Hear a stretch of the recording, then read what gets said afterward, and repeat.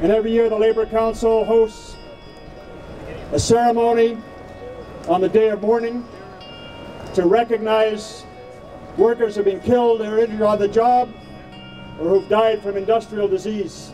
I'm a child of immigrant parents.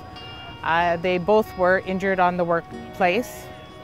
My mother always worked, and she returned home from work with a broken shoulder for fear of telling her boss that she was injured because she didn't want to be laid off.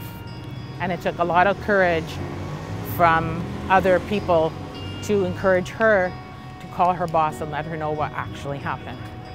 We continue to experience needless deaths. Just in the past few weeks, Brother Shane Jennings and Brother Luigi Cudini of Local 1, an affiliate of Local 183, Brother Mark Italia of Local 27, and Brother William Chiquiera of my Local 506. These deaths and the deaths of each and every worker are tragic to the families and friends who have lost a loved one, but these deaths are also unnecessary and entirely preventable.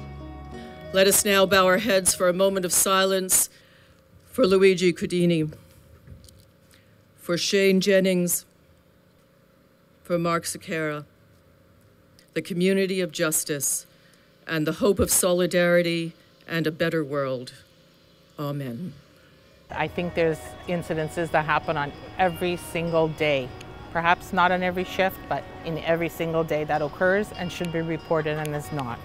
We have a lot of repetitive strain injuries. We have 3 nurses who were deemed permanently disabled as a result of caring for bariatric patients with no knowledge or lack of knowledge with using the lifts. And I went to the employer and said to them, we need to train all the nurses. It took a while, and I finally threatened. I said, if you don't do it by a certain time, I will call the ministry in. There's higher risk areas, as you know, the emergency, the mental health short stay, the psychiatric. There's a lot of geriatrics at my place of work, and they all have altered mental states.